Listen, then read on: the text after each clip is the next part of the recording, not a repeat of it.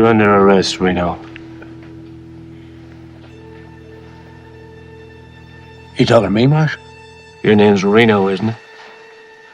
All right, Marshal, what do you say I done? You don't remember me, do you? No. When you hang a man, you better look at him. Don't go for that gun, Reno. I need you alive. This is Dueling Pistols, where history draws first and legends never die. No fluff, no filters, just raw stories of grit, blood, and legacy. Triggered by Black Flag. You know who else are Freemasons? Henry Seymour and William Heston. Which are who? Oh, Brian, you know them. The guys who made Quaker Oats. Were they? Yeah, they were both Freemasons. Do you know why? Do you know why they named it Quaker Oats? Because neither of them were actually Quakers. No. Brian, is just because it was a symbol of good quality and honest value. So they were named Quaker Oats just because the Quakers were they dope. figured if they use that, they immediately have some cachet. They basically were like, the Quakers got this like image. They've got this reputation of being solid, badass, blah, blah. So we're going to steal it. All right, welcome back to the show. I am your host, Brian Call, and I'm joined by my brother, Brent Call. How are you, Brent? I'm well, thank you. Right on. We're getting right back into the book. I think this is episode 7, 8, something like that, 6. I don't know. You guys have been following along. Hopefully, if you haven't, go back and check out the earlier episodes. We're reviewing the book, Boone, a biography written by Robert Morgan.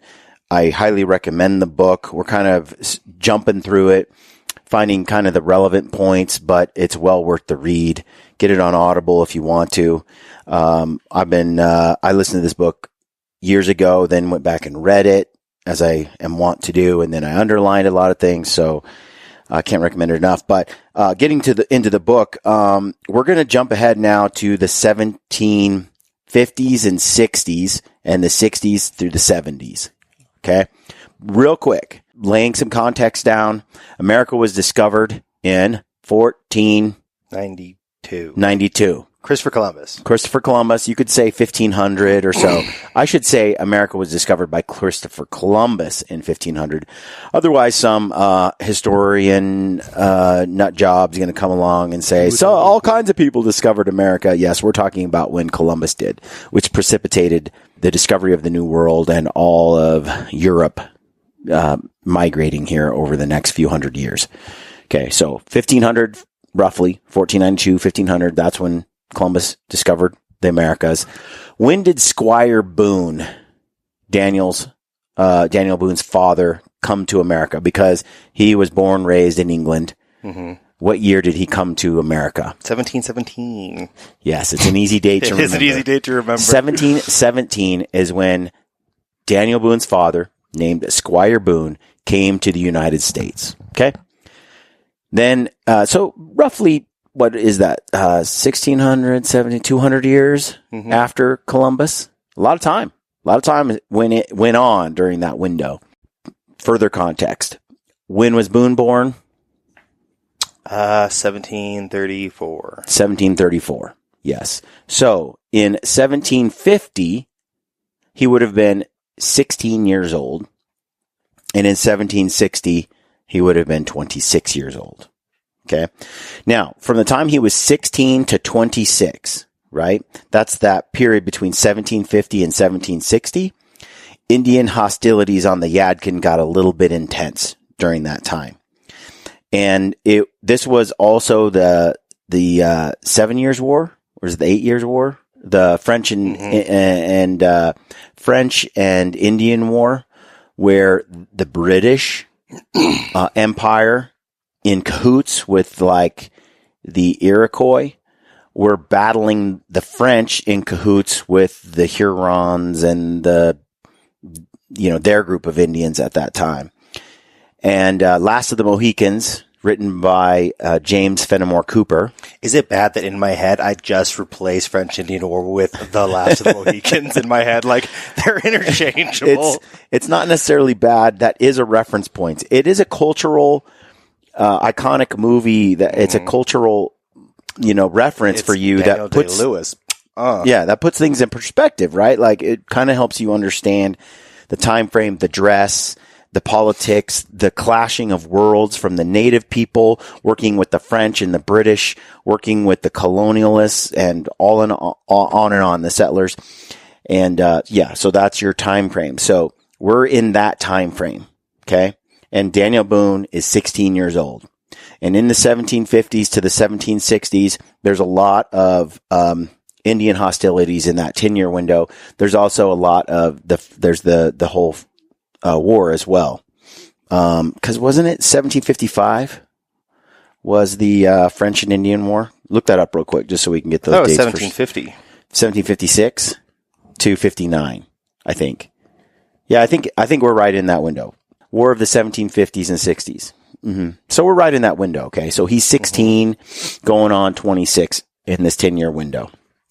Now, remember, he joined the British Empire forces, and he did a march. This was in our last episode, I think, or the one before. Yeah. And he's just driving the horses. He's a teamster. And he's a blacksmith with the army? And a blacksmith. He's a teamster and a blacksmith. So he drives the wagons and stuff, and he hauls goods, and he's a truck driver. But they got jumped, right? And he was like, peace. Yeah, everyone got kind of jumped by the French, the Indians, in an ambush. A total rout, right? Because the dude for the British Empire was arrogant and cocky and said, he's going to whoop the French and the Indians, no problem. But then they got their butts kicked. And all these people from the period were like, yeah, the settlers kicked ass. The British army ran like cowards. They were pathetic. So, contrary to how arrogant the British were about their army, turned out to be that they were pretty pathetic. Anyway, he runs and escapes and goes back to his family. Daniel Boone does, and gets away, doesn't get killed. And George Washington was there, and he ran away too. Like everyone ran away. It was like a total rout, right? Yeah. Like they basically just their ranks just broke. So it says it wasn't uncommon. It was pretty common during the 1750s and 60s for the Boone family and Daniel Boone to retreat to the forts that were around. Like you're in a settler community, picture that. And then, Indians come in and murder some people. And we're going to get into this too. The white murderers were as bad or worse than the Indians. So you have white outlaws and gangs as well. They murder somebody and things get a little hot, and usually it's tit for tat. So if you kill some Indians, they come and kill some settlers. And so, it's not uncommon for these families to run to a fort and seek refuge in a military fort and just live out a few months until things settle down and go back to their homes. Sometimes they would just move 100 miles, 50 miles back to, let's say, or further, back to 2 states over, back to where they started before they go back out into the wilds again. Make sense? So during this time, it's not uncommon. Now, white robbers were often worse than the Indians. And I'll read this here. It says, closer to home on the Yadkin, gangs of white outlaws preyed on the scattered farms, stealing and killing and sometimes kidnapping women and girls. Spreading rumors of an Indian attack, these outlaws plundered farms after the settlers had hurried to forts or hidden in the woods. So you have these deadbeat white dudes out there, or I should say Europeans or colonial settlers. They would take advantage of those that were out there settlers, especially when they abandoned their homes. And they could blame it on Indians, And it says, an especially notorious gang of horse thieves and robbers was active near the Yadkin. Once they kidnapped a young girl, and her father organized a posse of more than 40 men to search for her. As the Minutemen rode into the woods, they met the girl running out. Her captors had gotten drunk and begun to fight about who would take his pleasure with her first. She led the rescuers back to the camp, where 3 men as well as women and children were seized. The leader of the outlaws escaped, but 3 of his cohorts were taken back to Salisbury to be tried and hanged. The rumor was that these outlaw gangs planned to lead the French and their Indian allies to the settlements in the backcountry. The gangs were hated as much for their suspected treachery as for their stealing. Once a nearby farmer was discovered with a cache of stolen goods.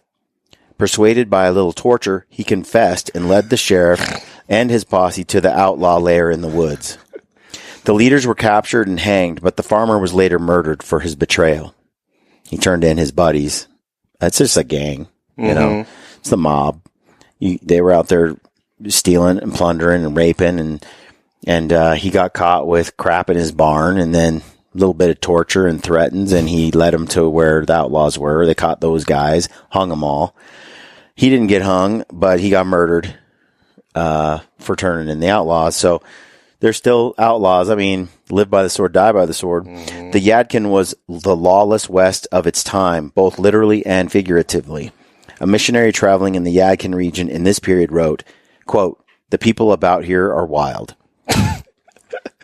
So, Hey. in this case, the conflict with the Indians was more often than not started by the whites. It says Indians were sometimes attacked and killed seemingly at random. A group of Cherokees in May 1758 stole some wandering horses in far southwestern Virginia, not thinking it was all that wrong, as they saw it often done by the whites. The owner of the horses, forming a posse, pursued the Indians and killed 12 or 15 of them. The relatives of the dead Indians vowed revenge, and in the fall of 1759, about a year later, the Cherokees began attacking the settlements of North Carolina more consistently. It says that enraged because British soldiers had raped several Cherokee women and scalped and murdered braves, the war chief overrode like the peace treaties and so on and all that. In this time period, he would have been 16 to 20 to 22 to 25. This is Boone's formative years, right? And during this time, he joins up here and there with different posses, and he goes out and kind of does what Goes out there and regulates what the community needs. So that's kind of the background for that, right? And here's the deal. With mother and daughter doing well, because they had left, because it got a little too hot, they left their settlement and they moved back into the city. So they're in the city now. They've been there for quite a while. He's just working odd jobs, doing 1750s kind of work, 1760s kind of work. And it says that with mother and daughter doing well, Boone left for North Carolina because it was time for fall hunting in the beginning of trapping season. In all his long life, Daniel never missed a hunt if he could help it, even if the Indians were on the warpath, and later, even if he was supposedly sitting for a session of the Virginia legislature. You're running for office, gotta go for a hunt. Yeah, so he did serve in office, but he just hunting was first, number one. Everything else got dropped to go hunting. Some of us can relate to that, I suppose. It is likely that Boone also rejoined the Waddell militia the next spring after the hunt was over and the hides and furs sold. So he would join the militia, the local militia. All the men kind of did, to protect the cities and to regulate the area. But again, he would leave, go hunting, and then come back, and after he trapped and made all his money and stuff and did what he did, he'd come back, and then he would go back to the other work in the meantime until it was trapping season again. Trapping hunting season. So, in 1760, Waddell's forces invaded several Cherokee towns and the Little Tennessee River. On the Little Tennessee River. In a bloody campaign, the militia murdered and scalped women as well as men. On November 19, 1761, the Cherokees agreed to peace terms at the Long Island of the Holston, and things were quieter in the Carolina backcountry for a while. We're going to paint a little picture. You know how we kind of painted a picture for in an earlier episode what it was like between the people of the forest, for the native people versus the colonialists, and how much they more or less adopted each other's ways, dressed like each other. They were more intermingled and peaceful, especially the first couple hundred years that Americans and white people and Indians came together. It was actually quite a peaceful time in that moment. Now, remember how we said by 1650, a colonialist said something to the effect of 7 out of 8 7 out of 8, which would be about 85% of the Indian population had died from diseases and stuff. Yeah. So that would have happened rapidly and pretty intensely. The diseases would have, whipped through the population of the Indians and killed them all. Picture that like 8.5 people out of 10, 1.5 people survive out of 10. Yeah. You have this mass 2 out of extinction, 20 people. and then all these white people started showing up. It's not like you exactly have the population to be messing around with. Yeah. And it's not, it's not like the white people saw the extinction happen. It had kind of before they kind of like, they were kind of aware of it. It sounds like some, but in large part, people just assumed the people that were here was the number of people that were here. But the fact of the matter was actually, 90% of the population almost had died, somewhere in the early parts of the transmission of those diseases to the population. So by the time, Boone gets there, it's just the population that is, and a lot of those people are 100 years after. A lot of the native people, that's 100 years after their whole population got wiped out, so, and now they have immunity, those that have survived. And so they are more resilient to diseases. It took effect. It did what it did. And, you wonder what it would have been like had the population of native people in America not been eliminated by 80% by the time settlers even showed up. Yeah. Right? I mean, 10% of the population is now what you have to deal with, and it was already a struggle. Imagine if you had the population's pre-disease of the native people. You could argue that maybe America is not what it is today. That the settlers all just got wiped out. Period, and they never got a foothold here. Well, till England and France just moved on to other greener pastures. Like, I don't think so. I think their technology was just so advanced that they could make a coordinated strike, but it could be a lot different. History could be a lot different if not for those little viruses and bacterias that wreak so much havoc. I think I heard Stephen Ranella write one time, it's not the lions and the tigers and the bears that are probably going to kill me. It's the viruses and the bugs and the microscopic things I can't see that are going to kill me someday. How true is that? You know what I mean? I'd be dead already. Like, we're all worried about getting eaten by a grizzly bear, but really you're more likely to get blood poisoning and die, or appendicitis in the mountains, not make it back or something. An infected tooth. Yeah, exactly. All right. So we're going to paint a picture now for what it was like, especially for women, when it comes to domestic duties, to live on the frontier. It is hard for us in the 21st century to imagine a wife's burden on the frontier when her husband was away hunting.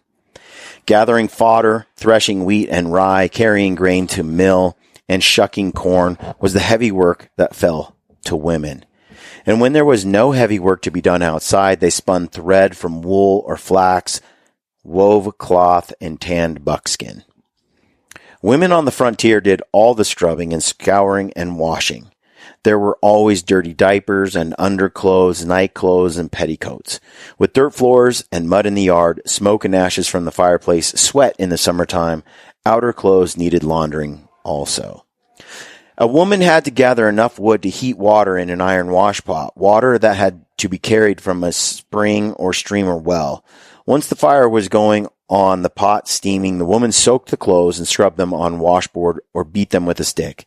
The fabric was wrung out by hand and rinsed in cold water and wrung out once more. Washed clothes were draped over bushes, hung from limbs, or strung on cords to dry. The only soap was that made herself from fat and lye. To this end, she scraped ashes out of the fireplace and piled them in wooden ash hoppers, V-shaped troughs with a crack at the bottom. Straw or grass in the trough acted as a strainer. When the hopper was full, she poured water over the ashes, and the liquid that leached through the hopper was lye. The lye was boiled in a large kettle until it was thick enough to float an egg. The woman saved fat from her cooking and the dripping of meat and bear bacon. When the fatty oils were mixed with lye, the alkali in the lye acted on the fat to make the brew. Soap in form of light curds floated to the surface of the alcohol. With salt added to the brew, soap in the form of light curds floated to the surface of the alcohol. When the liquid was, this is a regular chemistry, lesson here. When the liquid was drained off and the curds washed with a salt solution, the mixture was allowed to settle. The upper layer, as it hardened, was the pure soap called settled soap, which could be chipped or flaked or broken into bars. For tanning hides, women gathered oak bark in late winter when it was full of sap and cut it up and pounded it so the tannic acid seeped out into a water-filled trough. Dude, the idea of cutting wood in late winter and harvesting all that, it's a pain in the butt, man. The idea of being outside in late winter. I feel like we picked the wrong state to live. There's snow outside. Yeah. Not about that life. When the solution was strong enough, hides were soaked for at least a month for tanning hides. Deer hides were softened by drawing them back and forth across a straking board in a process called graining. Indian women often soaked deer skins in dung and urine to make them soft.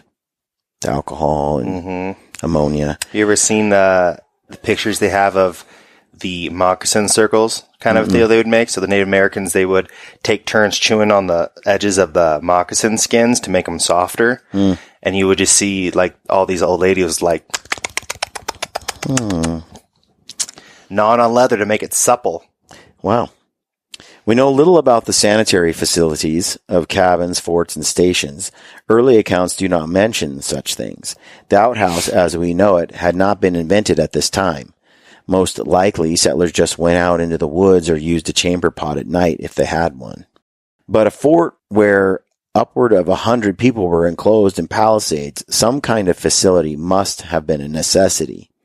Likely it was a hut or shed constructed against the wall of a stockade, a pit in the ground, or a ditch. In hot weather, lime could be thrown in a latrine to neutralize the stench. We do know chamber pots were sometimes emptied from the blockhouses onto attacking Indians. Ew. I mean, like, if you hear that, you know what? That's just the insult. If someone shoots you in the leg or something, you might keep going. You might. If someone throws a chamber pot full of poo at you, you are going home. You're done. Fight's over. It was a great improvement when a cabin was given a puncheon floor made of logs split in two. A what floor? And laid flat side up. It says puncheon floor. It's basically a wood floor. You just cut the logs in half and put the flat side up so everything's flat. Okay. It says settlers would sprinkle fine white sand from branches onto the puncheons. When the sand got dirtied with tobacco juice, ashes, because I guess you're just spitting everywhere, mud, or dripped grease, the covering could be swept away and replaced with more clean sand. Oh, lovely. So it was a way to carry out the grime, is put dirt there to soak it all up, kind of like cat litter, and then sweep it all out. Brian, were you saying they're living in a giant cat litter box in the woods? With neither metal nor ceramics, the settlers had to rely on wooden spoons and carved bowls. William Clickenbeard, an early settler in Kentucky, told John Dabney Shane that when he and his wife married at Boonesboro, they had no spoons, dishes, or any other utensils. Luckily, William Page, who arrived in Kentucky in 1779, was a fine craftsman in wood. Noggins hollowed out of knots of trees served as cups, Poge said. Also carved piggins, small wooden pails with one stave extended upward as a handle. Or trenchers, wooden platters for serving food. That second one sounded like almost like a ladle. Yeah. You see like them dipping that weird wood thing and they drink out of it? That's kind of what I'm imagining.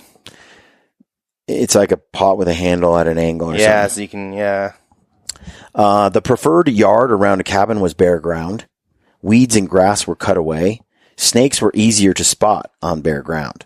And children were safer. Women tied switches together to make rough brooms called besoms, with which to sweep the ground and scoured away chicken piles and other stains with kettles of hot water splashed on the dirt. A swept yard sparkled, and when flowers and shrubs were planted at the edges, became an island of beauty and order within the threatening wilderness. Mm. Do you know that the modern, like, grass front lawn, do you know what European country that originally hails from? No. It's my favorite. The French. Really? Yeah, the concept is, I have vast tracts of useless land. Isn't it pretty? I don't need it for anything. I'm just that rich. That's the concept of having grass for your lawn. You know, I spent some time in Japan, and so there was a lot going on in Japan when I was, you know, Japanese garden wise. There was some beautiful landscaping and things done there that I think are some of the most incredible. But talk about like taking a more free form, chaotic sort of English garden and then putting the Japanese influence on it. It's like straitjacketed nature. Like, it's like, we're going to shape the bonsai into a specific shape over 100 years. We're going to do, like, everything's this meticulously. This will be done when my great grandson is dead. It's like, it is incredible. It is beautiful, but you can't mistake the hand of man in a Japanese garden, cultivating it and working it and it's beautiful. But then you look at more of an English garden and it's sort of like weedy and able to just sort of be more free and kind of like our gardens growing, our house growing up. In my mind, I'm not going to get lost in a Japanese garden. I could easily get lost in the garden in my front yard. And, so pretty wild. So we're going to get into, In Search of the Real West. This is 1760 to 1768. So we kind of just got past, you know, Daniel Boone would be 26 at this time. He'll have gone through those kind of rough periods on the Yadkin, the French and Indian War and all that kind of stuff. Last Mohican's time frame, right? Now we're moving into 1760. Boone's 26 years old. We're going to jump into that. Okay. Between 1760 and 69, Daniel Boone, still a young man, was attempting to define himself. It is an odd fact that those who accomplish the most often spend years fumbling and stumbling to find what it is they can achieve. The first half of a life may be given to experiment, trial and error, failure after failure. If Boone had a sense of his destiny at the time, it was frustrated again and again by false starts, dead ends, detours, and digressions. While his fame as a hunter grew, his debts also grew. Though he seemed to have had a sense of his calling from his youth, he must have suffered serious doubts about the exact nature of the call, his purpose, and his future. The decade of the 60s could be called a time of wandering in the wilderness for Boone in a metaphoric as well as a literal sense. It might be said he was auditioning for parts in the unfolding story of his life and times. It's going to be a pretty, in some ways, idyllic time for Daniel Boone because you're 26 years old. So between 26 and 36, since I've been there, done that, it's really a building phase. It's when I had, I started my first kid came along somewhere in that window pretty quick after I turned 27, maybe. I started to have the family, but I started to, become skilled at my career paths. I had finished a lot of schooling. Before that, I had just sort of kicked around and did lots of stuff. Then I started to be like, what do I want to do with my life? You know, and from, I'd say 26 to 36, somewhere in there, 33, I did spend a lot of time getting out into the mountains and hunting in a way I hadn't earlier. So this is a formative window here. They say that your 20s are for just growing up and goofing off, and your 30s is kind of like a building phase and, or wandering phase, and your 40s are a building phase. You know, and you go through these different decades in life where your values and priorities kind of shift a little bit, partly to do with, I think, your youth, right? So anyway, let's get into this. It says, in Rowan County's minutes, Court of Pleas and Quarter Sessions, the following entry can be found.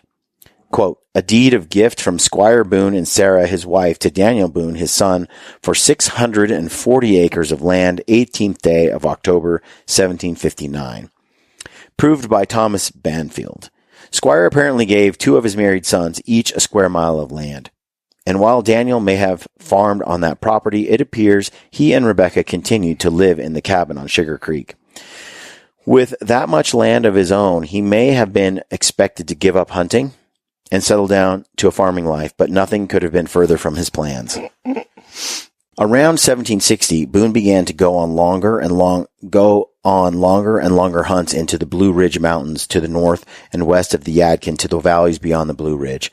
It was Cherokee country, and hunters had to be discreet, never calling attention to themselves, building small campfires in hidden coves, behind rocks and logs, leaving little evidence they had been there. The ideal was to slip into the valley as silent and unseen as an Indian, extract the hides and bear meat, beaver and mink and otter pelts, and withdraw again. The best hunting was always on Indian land, and Boone became an expert at infiltrating, spying, and harvesting the bounty there. Can you imagine? I've had this conversation with Ryan so many times because we're out hunting. Can you imagine if while you were out hunting, you were also being hunted by two-legged predators, like by other human beings? So the whole time you're out, the way you move, the way you hunt has to be totally like you're sticking to cover and hiding and secretive. It's not getting skylined, moving in a way that you could be hunted down by native people for encroaching on their land or hunting their resources. Like the way you're going to start a fire, stay warm, find a cave, the way you're going to operate being so different, more military style, right? Like you're living off the land, but you're in hostile territory. Totally different animal. Talk about adding an element of intensity to a hunt. Like an element of no thank you. I'm good. I mean, it's he must have just felt so, in one sense, capable, right? Just capable, but in being going undetected. That level of uncanny ability to stay alive. Same thing with Jeremiah Johnson, right? Like that whole story, right? Like mountain men in general being able to do the same thing. So crazy the way that works. But then, just the idea of always looking over your back, going to sleep in a different way, moving about in a different way, keeping your traps hidden, all that stuff, man. And it's not just from like regular people.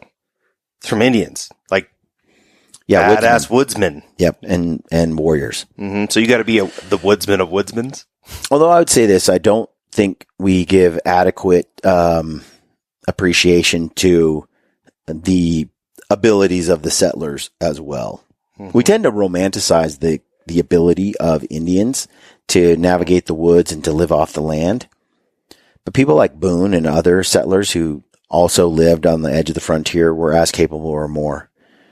Given the fact that they had they knew that world that the natives knew, but they also brought with them things like gunsmithing and firearms and, modern technology that we don't think is so modern now, but back then revolutionary, just the steel traps alone. It says, according to one account, the Cherokees found Boone's tracks one day in the region that would later be Washington County, Tennessee. Discovering he was being followed, he turned away from his camp and ducked behind a waterfall. Concealed by the curtain of water, he waited as the Indians puzzled over his tracks that disappeared into the creek and never emerged. They decided he had been turned into a ghost that haunted the place, and they fled the scene. The creek was later named Boone Creek, and the falls, Boone Falls. That's cool. Beyond the Blue Ridge were the Alleghenies, called the Unakas by the Cherokees, meaning white mountains, because of the haze over the peaks much of the year. Later they would be called the Smokies. For a hunter in the 1760s who was willing to risk the danger from Cherokees and roving bands of Chickasaws, the Shawnees from north of the Ohio, the mountains offered unlimited opportunities for taking furs and hides for meat and adventure and sheer beauty. Quote, I have often heard father speak of hunting in the Smoky, Brushy, and Little Mountains, and also Pilot Mountain, Nathan Boone said. While hunting in and passing over these mountains, he would never consider he had discovered the real West, which was Kentucky. It's so funny that the real West is Kentucky. Yeah. And given what we know now. But think about how it's the West. The West is the untouched. By then, Boone had become a commercial hunter.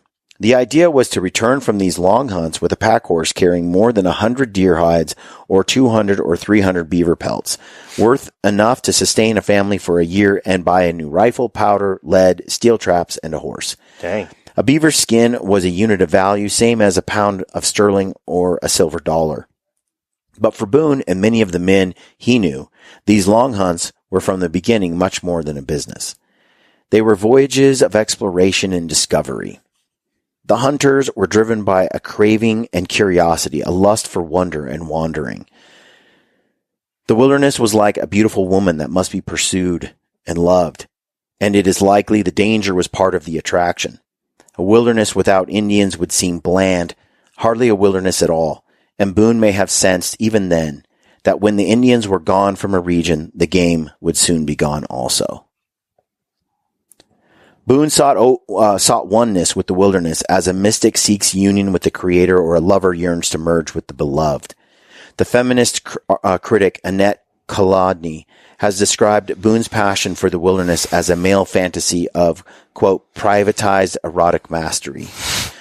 The isolate woodland son enjoying a pre-sexual but nonetheless eroticized intimacy within the embraces of the American forest. Okay, feminists suck. Kolodny goes on to distinguish the desire of men for wildness and exploitation of the virgin wild from the desire of women for a home.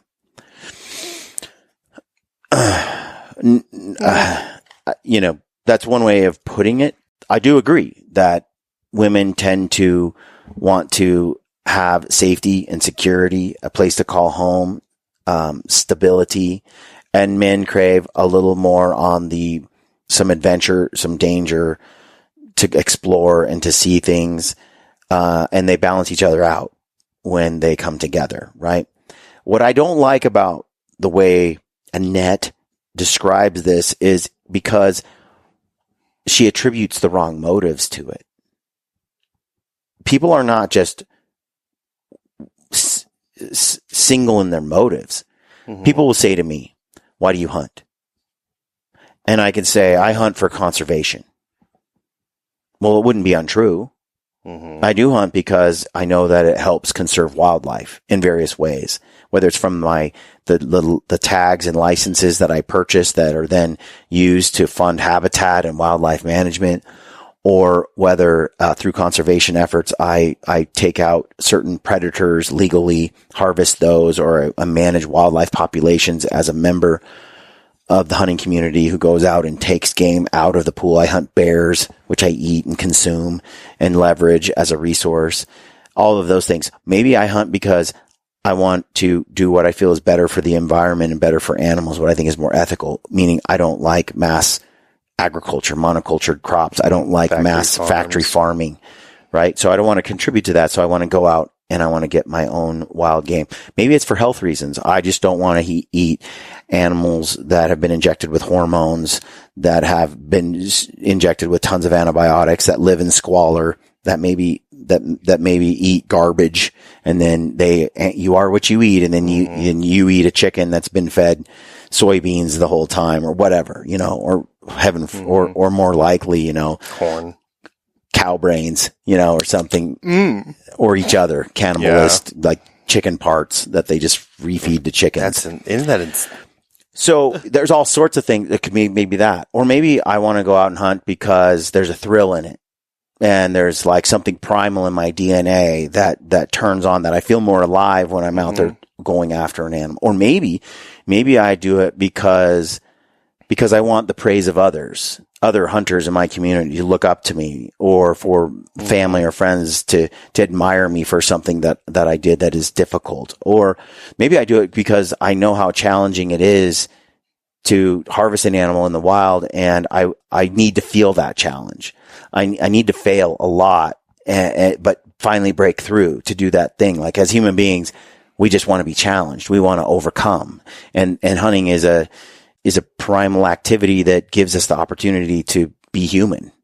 Maybe it's because I truly love the outdoors and I want to live in it and feel it and I want to understand more about animals. And one of the ways to learn more about nature is to try to hunt an elusive animal, right? Maybe there's all these motives to it, right? Some shallow, some more pure. And hunting is complex in the sense that it encompasses all those things. But if I were to just write, hunters go out to kill because they like killing, that's one reason, perhaps. Give the devil his due. Maybe there are hunters who feel that way. But that's not the main reason. And there's not just one reason why we hunt. Mm-hmm. There's so many. And it's much more nuanced and complex.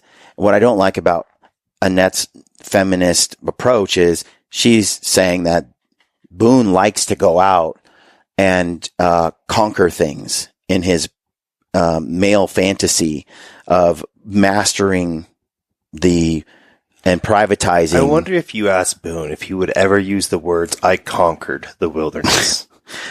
I just don't see that being a word he's going to attribute to what he's doing.